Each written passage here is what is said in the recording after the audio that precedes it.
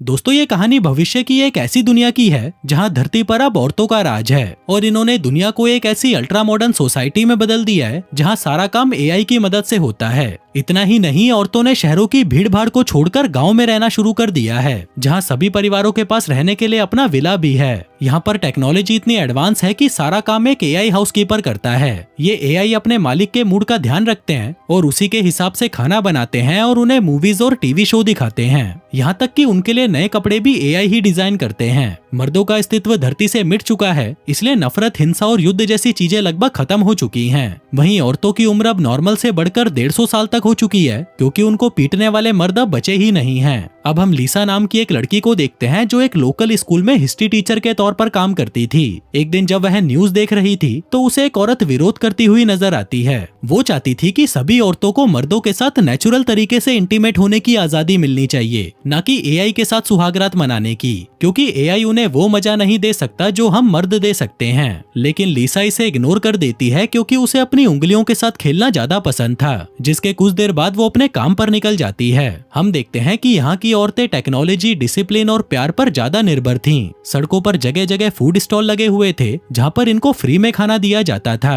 वहीं कूड़ेदान में कचरा न डालना जैसे छोटे छोटे अपराधों पर जुर्माना लगाया जाता था, जिसमें उनके सोशल पॉइंट्स काट लिए जाते थे। दरअसल ये सोशल पॉइंट्स को यहाँ की करेंसी के रूप में माना जाता था। इसके अलावा अगर कोई सभी नियमों का पालन करते हुए अपना काम सही तरीके से करता तो उसे फ्री में सोशल पॉइंट्स भी दिए जाते थे। थोड़ी देर बाद लीसा अपने हाईटेक स्कूल में पहुंचती है और बिना समय बर्बाद किए अपने स्टूडेंट्स को एक वीडियो क्लिप दिखाती है जिसमें मानवता के इतिहास के बारे में बताया जाता है। हमें पता चलता है कि प्राचीन काल से ही मर्दों को औरतों से ज्यादा बुद्धिमान और ताकतवर माना जाता था, इसलिए शुरुआत से ही मानव जाति और समाज पर मर्दों का राज रहा। लेकिन सच तो ये था कि मर्दों की वजह से धरती रहने लायक नहीं बची थी, क्योंकि ग्लोबल वार्मिंग, ओजोन लेयर में होल और पोल्यूशन जैसी समस्याओं ने दुनिया को लगभग खत्म कर दिया था। लेकिन फिर 2030 में अमेरिका और नॉर्थ कोरिया के बीच एक भयानक युद्ध हुआ, जिसमें नॉर्थ कोरिया के कुछ दिमाग से पैदल वैज्ञानिकों ने यूएस मिलिट्री को मिटाने के लिए एक वायरस बनाया। लेकिन गलती से वो वायरस दुनिया के बाकी हिस्सों में भी फैल गया, जिसकी वजह से 99% मर्दों की आबादी एक ही झटके में दुनिया से खत्म हो गई। लेकिन जब पृथ्वी पर औरतों का अधिकार हुआ तो उन्होंने मर्दों द्वारा की गई सभी गलतियों को ठीक करना शुरू कर दिया। ग्लोबल वार्मिंग कम होने लगी, पॉल्यूशन का स्तर कम होने लगा और जानवरों की आबादी बढ़ने लगी। मतलब कि धरती फिर से रहने लायक बनने लगी। फिर वीडियो के आखिर में दिखाया जाता है कि यहाँ पर अब लड़कों का पैदा होना लगभग ना के बराबर है, और अगर गलती से कोई लड़का पैदा हो भी जाता है तो उसे शहर की एक बहुत ही गंदी और घटिया सी जगह पर भेज दिया जाता है, जहाँ टेक्नोलॉजी के नाम पर उनके पास टीवी और इंटरनेट भी नहीं है। यहाँ मर्दों को जानवरों की तरह समझा जाता है, जैसे कि उनके पास बुद्धि कम होती है, वो गंदे होते हैं और हमेशा दो चीजों के पीछे पड़े रहते हैं। पहला लड़कियों के साथ इंटीमेट होना और दूसरा आपस में लड़ाई झगड़ा करना। तीसरा भी है जो वो अपने हाथों के साथ करते हैं, लेकिन वो मैं ऐसे खुल्लम खुल्ला नहीं बता सकता। खैर, थोड़ी देर बाद लीसा अपने स्टूडेंट्स को एक दीवार के पास लेकर जाती है जिसकी दूसरी तरफ उन्हीं मर्दों की गंदी बस्तियां थीं। इसके बाद हमें एक ऐसी बस्ती को दिखाया जाता है जहां पर मर्दों का एक ग्रुप रहता था और यहाँ टेक्नोलॉजी के नाम पर कुछ भी नहीं था। इन मर्दों के साथ कुछ औरतें भी रहती थीं, जिन्हें बाकी औरतों की तरह उस मॉडर्न और फ्यूचरिस्टिक दुनिया में रहना पसंद नहीं था और ये बस एक साधारण सी जिंदगी जीना चाहती थीं। इसी बस्ती में हम बिली नाम के एक सीधे साधे लड़के को देखते हैं जो अखंड वर्जिन है और उसकी जिंदगी का सिर्फ एक ही मकसद है कि वो किसी तरह से एक लड़की के साथ सुहागरात मनाकर अपनी वर्जिनिटी लूज कर दे। लेकिन बस्ती की कोई भी लड़की उसे भाव तक नहीं देती। वैसे तो बिली बहुत ही अच्छा लड़का है और दूसरों की मदद भी करता है, लेकिन उसकी किस्मत में कोई लड़की नहीं है। इसके बाद हम बैरन नाम के एक ताकतवर आदमी को देखते हैं जो खुद को इस बस्ती का लीडर समझता है। दरअसल वो औरतों के अत्याचार से तंग आ चुका है, इसलिए वो उनके खिलाफ बगावत करना चाहता है। जिसके बाद वो एक स्पीच देता है और बताता है कि भाइयों, कई सालों पहले इन औरतों ने हमारी दुनिया पर कब्जा कर लिया था और इन्होंने मर्दों के साथ जानवरों जैसा व्यवहार किया। लेकिन मेरे महान दादाजी किसी तरह इन औरतों की सोसाइटी से भाग निकले और शहर आकर ऐसी बस्तियां बनाई जहाँ पर मर्द और औरतें साथ में रहकर एक साधारण जिंदगी जी सकते थे। मेरे दादाजी इतने हैंडसम थे कि कुछ लड़कियां उनके साथ रहने के लिए इन बस्तियों तक पहुंच गई और फिर यहीं पर रहने लगी। अब वो ये सब बता ही रहा था कि इतने में ही लीसा भी अपने स्टूडेंट्स को लेकर वहां पर पहुंच जाती है। दरअसल वो अपने स्टूडेंट्स को दिखाना चाहती थी कि मर्द अपनी गंदी बस्तियों में कैसे जानवरों की तरह रहते हैं। कहती है कि देखो इन्हें, ये कैसे कुत्तों से भी बुरी जिंदगी जी रहे हैं। वहीं मर्द अपने साथ ऐसा व्यवहार होता देख गुस्सा हो जाते हैं और उन्हें गालियां देकर वहां से भगा देते हैं। थोड़ी देर बाद लीसा और उसकी स्टूडेंट मारिया एक रिस्ट्रिक्टेड एरिया में पहुंच जाते हैं जहाँ पर किसी का भी जाना मना था। तभी बिली वहाँ पर आ जाता है और उन्हें छुपाने की कोशिश करने लगता है। वहीं लिसा इतनी खूबसूरत थी कि बिली उसे देखकर कंट्रोल नहीं कर पाता और उसे पकड़कर किस कर लेता है। सोचता है कि अब तो ये मेरे प्यार में पागल हो जाएगी, लेकिन लिसा इससे घबरा जाती है और अपनी विसल बजाकर उसे सजा देने लगती है। तभी विसल की आवाज सुनकर बाकी मर्द भी वहाँ पर पहुँच जाते हैं और उन दोनों लड़कियों को पकड़कर बस्ती में ले आते हैं। वहीं बैरन उन लड़कियों को देखकर कहता है कि तुमने हमारे साथ बहुत खेल खेल लिया, अब खेलने की बारी हमारी है। जो कहकर वो एक थप्पड़ प्रतियोगिता का आयोजन करता है। कहता है कि जो भी मर्द इस प्रतियोगिता को जीतेगा वो आज रात इन दोनों लड़कियों के साथ सुहागरात मना सकता है, और अगर उसका मन हो तो बाद में वो इन लड़कियों को हम जैसे गरीबों में भी बांट सकता है। वहीं बिली उन लड़कियों को बचाने के लिए उस प्रतियोगिता में भाग ले लेता है, क्योंकि उस गधे को अभी भी यही लग रहा था कि लिसा उसके प्यार में पागल हो चुकी है। लेकिन तभी उसका मुकाबला एक हट्टे कट्टे आदमी छुट्टन लाल से होता है, जिसको देखते ही बिली की तो हालत पतली हो जाती है। अब छुट्टन लाल जैसे ही बिली को मारने वाला होता है तभी वह झुक जाता है और वो थप्पड़ बैरन को लग जाता है। वहीं मौका देखकर लड़कियां अपनी शटल की ओर भागने लगती हैं, जबकि बिली घबराकर अपने दादा के घर की ओर भागता है। थोड़ी देर बाद हम एक शटल को देखते हैं जो अपनी बैटरी चार्ज करने के लिए एक चार्जिंग स्टेशन पर रुकता है। वहीं एक बैटरी बैरल के अंदर से बिली बाहर निकलता है, जिसे देखकर उस शटल का मालिक चौंक जाता है। दरअसल इस शटल का मालिक जूलियस एक मर्द था, लेकिन साथ ही वो एक सीड कीपर भी था, जिसका काम है मर्दों के सफेद पानी को स्टोर करना और उन्हें औरतों को सप्लाई करना।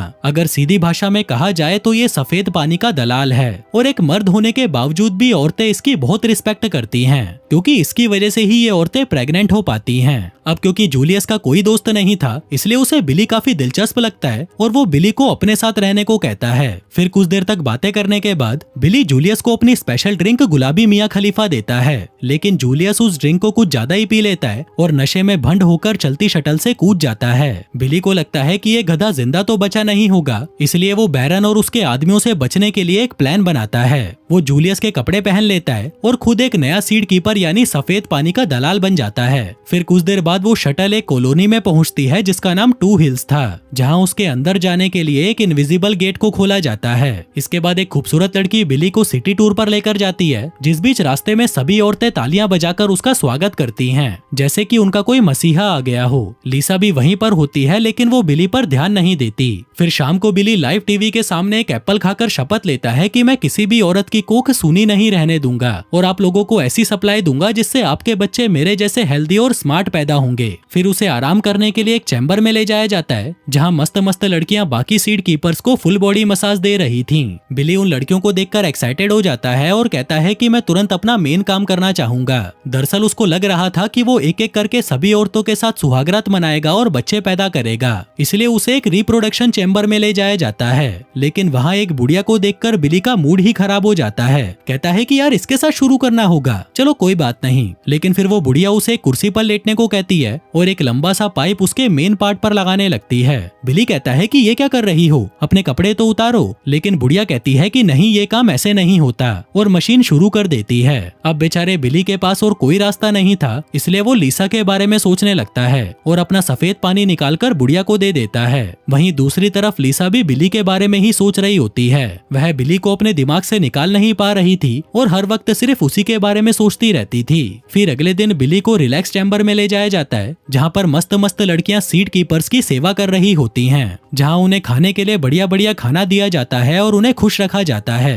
ताकि उनका सफेद पानी गाढ़ा और ज्यादा निकले। इसी बीच बिली एक गेस्ट रूम में चला जाता है, पर तभी अचानक वहाँ का अलार्म बजने लगता है, क्योंकि वो बार बार लिसा के बारे में सोच रहा था और इस चैम्बर में किसी भी औरत के बारे में सोचना मर्दों के लिए मना था। दूसरी तरफ लिसा, उसकी माँ और दादी एक लोकल कोर्ट में होती हैं, क्योंकि लिसा की स्टूडेंट मारिया ने ऑफिशियल्स को बता दिया था कि लिसा उन्हें मर्दों की बस्ती में लेकर गई थी, जहाँ पर सभी मर्द उन पर कुत्तों की तरह टूट पड़े। इसलिए लिसा पर केस चलाया जाता है। यहाँ पर लिसा की फटी पड़ी थी और वह अपनी बेस्ट फ्रेंड टोनिया को बताती है कि एक लड़के ने तो मुझे किस भी किया था, जो सुनकर टोनिया हैरान हो जाती है और कहती है कि ये बात किसी को मत बताना, वरना तुम्हें बेदखल कर दिया जाएगा। वहीं मारिया की मॉम, जो एक लीगल एडवाइजर है, वह आरोप लगाती है कि सारा दोष लिसा का है, जिस पर लिसा कहती है कि मारिया खुद ही मर्दों की बस्ती में जाना चाहती थी और इस बात को प्रूफ करने के लिए वो उन्हें एक वीडियो भी दिखाती है, जिससे यह साबित हो जाता है कि लिसा बेकसूर है। लेकिन इसी बीच टोनिया सबको बता देती है कि लिसा को बस्ती में एक लड़के ने किस किया था। जो बात सुनकर सभी औरतें शॉक्ड हो जाती हैं। जिसके बाद जज लिसा को ये सजा सुनाती है कि उसे 30 घंटों तक सोशल सर्विस करनी पड़ेगी। और वहीं सच्चाई बताने के लिए या कहें चुगली करने के लिए टोनिया को 20 पॉइंट्स दिए जाते हैं। दूसरी तरफ हम देखते हैं कि साला जूलियस तो जिंदा है और वह किसी तरह बचते बचाते मर्दों की बस्ती में पहुंच जाता है। तभी वहां पर बिली का दादा आता है और उसकी मदद करते हुए कहता है कि तुम्हें अपनी पहचान छुपा कर रखनी होगी, क्योंकि उन्हें भी पता चल चुका था कि जूलियस कौन है। अब जूलियस भी उनकी बात मान जाता है और बैरन से मिलने जाता है, लेकिन बैरन उसे लड़की बोलकर उसका मजाक उड़ाता है और उसकी उंगली भी तोड़ देता है। इसके बाद जूलियस अपना हेयर कट करवाने जाता है ताकि वो भी बस्ती के लोकल लोगों की तरह दिखे और कोई भी उसे पहचान ना सके।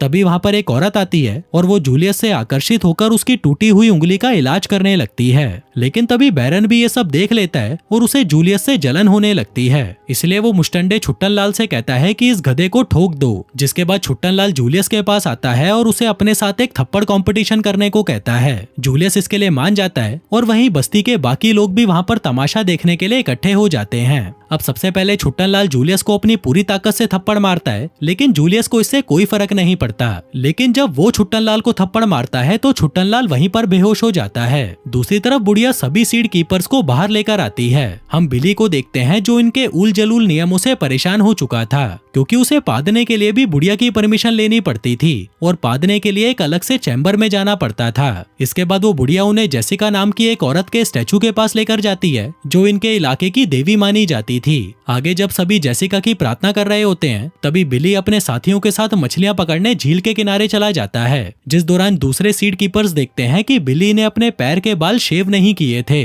जो कि 2 हिल्स में अलाउड नहीं था। साथ ही बिली के पास एक लाइटर भी होता है, जो कि यहाँ पर एक खतरनाक हथियार माना जाता था। लेकिन ये सब देखने के बाद भी वो लोग बिली की शिकायत करने की बजाय उसे अपना रोल मॉडल मानने लगते हैं। कहते हैं कि यार ये तो कितना सॉलिड बंदा है। जिसके बाद सभी मिलकर मछलियां पकड़ते हैं और उन्हें पकाकर खाने लगते हैं। लेकिन तभी अचानक वहाँ फायर अलार्म बजने लगता है और वो पकड़े जाते हैं, जहाँ इस कांड की सजा के तौर पर उन्हें एजुकेशन सेंटर के टूर पर ले जाया जाता है, जो साला इतना बोरिंग होता है कि इससे अच्छा तो उन्हें मौत ही दे देते। फिर अगले दिन जब बिली को पता चलता है कि आज उसकी मसाज लिसा करने वाली है, तो उसकी खुशी का ठिकाना नहीं रहता। वहीं लिसा को यहाँ पर पनिशमेंट के तौर पर भेजा गया था। तभी लिसा बिली को यहाँ पर देखकर शॉक्ड हो जाती है, लेकिन वह उसे कुछ नहीं कहती। जिसके बाद चारों सीड कीपर को एजुकेशन सेंटर में ले जाया जाता है, जहाँ पर उनका ब्रेन वॉश करने के लिए उन्हें कई तरह के प्रेजेंटेशन दिखाए जाते हैं। उन्हें बताया जाता है कि देखो मर्द कितने ताकतवर होते हैं, इसलिए इन्हें कंट्रोल में रखा जाना चाहिए। लिसा और ओनिया भी वहीं पर होती हैं और वो बिली की हरकतें देखकर हंसने लगती हैं। तभी ओनिया कहती है कि यार बिली तो काफी क्यूट है, क्या तू मेरे साथ इसका इंटीमेट होने का कोई जुगाड़ बिठा सकती है? और हाँ, किसी को ये बता मत देना कि ये गधा सीड कीपर नहीं है, क्योंकि फिर इसे कुत्ते की तरह मार पड़ेगी, वो तो अलग बात है। बस कहीं ये लोग इस बेचारे का कीमती सामान काट ना दें। फिर शाम को वापस लौटकर बिली अपने साथियों से कहता है कि भाइयों, सुहागरात के बारे में सोचना कोई अपराध नहीं है और आज हमें जो भी बताया गया है वो सब झूठ है। जो सब सुनकर बाकी सभी आदमी भी मोटिवेट हो जाते हैं और फिर एक सीड कीपर लिसा से कहता है कि चलो अपने कपड़े उतारो। लेकिन इससे पहले कि लिसा अपने कपड़े उतारती, बिली वहाँ पर आ जाता है और उस सीड कीपर को गालियां देकर वहाँ से भगा देता है। वहीं लिसा बिली को थैंक यू बोलने की बजाय कहती है कि अगर तुम 30 मिनट के अंदर यहाँ से नहीं गए तो मैं सबको बता दूंगी कि तुम कोई सीड कीपर नहीं हो, बल्कि उस गंदी बस्ती में रहने वाले गंदे से आदमी हो। उधर बस्ती में जूलियन के कई सारे फैंस बन जाते हैं, जिस बात से चिढ़कर बैरन अपने राइट हैंड रेड को ऑर्डर देता है कि इस चिलगोजे को खत्म कर दो।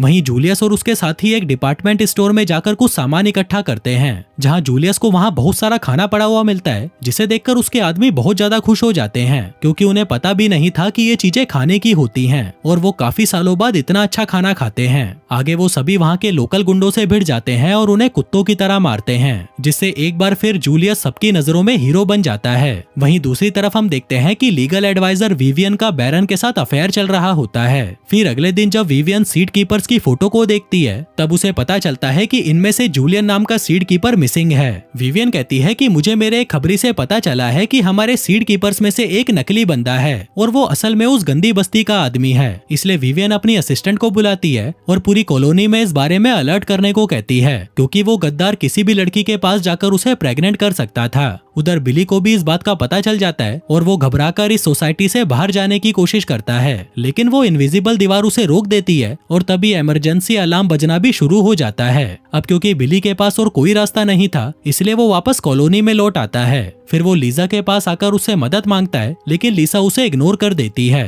तभी बिली उसे कहता है कि कमीनी, याद कर मैंने तेरी कितनी बार मदद की है, जो सुनकर लीजा मान जाती है। लेकिन इतनी देर में ही औरतों की पुलिस फोर्स उस जगह को घेर लेती है, जिस बीच लीसा और बिली वहाँ से भाग निकलते हैं। पर तभी टोनिया उन दोनों को एक साथ में देख लेती है। उधर बैरल बस्ती के एक बार में दारू पीने जाता है, लेकिन तभी वो वहाँ पर जूलियस को जिंदा देखकर चौंक जाता है। वो रेड को डांटता है कि साले तूने जूलियस को मारा क्यों नहीं। रेड बताता है कि भाई जूलियस एक अच्छा आदमी है और उसने हमारी जान भी बचाई थी। इसी बीच जूलियस वहाँ पर आकर कहता है कि यहाँ पर कोई किसी का गुलाम नहीं है और सबको अपनी मर्जी से जीने का अधिकार होना चाहिए, जो सुनकर बार में बैठे लोग भी जूलियस को सपोर्ट करने लगते हैं। वहीं बैरन भी उसकी बात मान जाता है और उसे अपने घर आने को कहता है। फिर घर आने के बाद बैरन जूलियस से पूछता है कि भाई तू क्या चाहता है। जूलियस कहता है मैं चाहता हूँ कि सभी लोग आजादी से जिएं, जिस पर बैरन कहता है कि नहीं, मैं सभी को अपने पैरों के नीचे दबाकर रखना चाहता हूँ, क्योंकि मैं इन सबका लीडर हूँ। जूलियस कहता है कि ठीक है, चलो एक इलेक्शन रख लेते हैं और जीतने वाला इस बस्ती का लीडर होगा, जिसके लिए बैरन भी मान जाता है। फिर जूलियस के जाने के बाद बैरन रेड को बुलाकर कहता है कि तुम भी इस इलेक्शन में खड़े हो जाओ, इससे वोट बढ़ जाएंगे और जूलियस के जीतने के चांसेस भी कम हो जाएंगे। फिर रात को वोटिंग शुरू होती है और बस्ती के सभी लोग वोट डालते हैं। थोड़ी देर बाद जब रिजल्ट अनाउंस किया जाता है तो बैरन को सिर्फ एक ही वोट मिलता है, जूलियस को 16 वोट मिलते हैं। लेकिन हैरानी की बात तो ये थी कि रेड को पूरे 18 वोट मिले थे,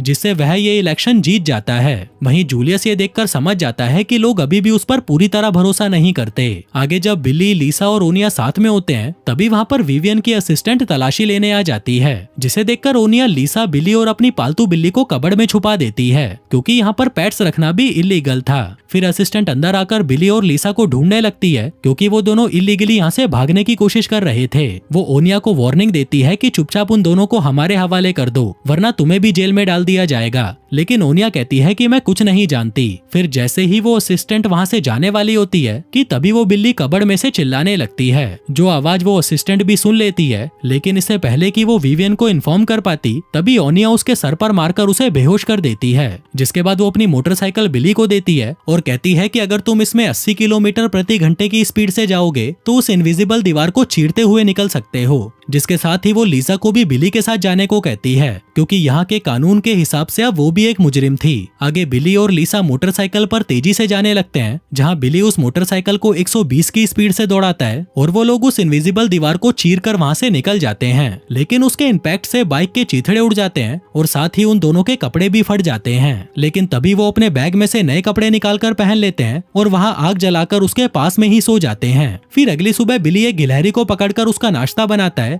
और लीसा को खाने के लिए कहता है। वहीं लीसा, जिसने आज तक सिर्फ हरी सब्जियां खाई थी, वो उस मरे हुए जानवर को देखकर चिल्लाने लगती है। वहीं जंगल में कुछ आदमी उनकी आवाज सुन लेते हैं और उन दोनों को पकड़ने के लिए उनके पीछे आने लगते हैं, जिन्हें वो दोनों भी देख लेते हैं और वहाँ से भागने लगते हैं। अब दोस्तों, क्या वो आदमी उन दोनों को पकड़कर बस्ती में ले जाएंगे या ये दोनों यहाँ से बच निकलकर कहीं और चले जाएंगे? ये सब हम देखेंगे इस सीरीज के अगले एपिसोड में। धन्यवाद।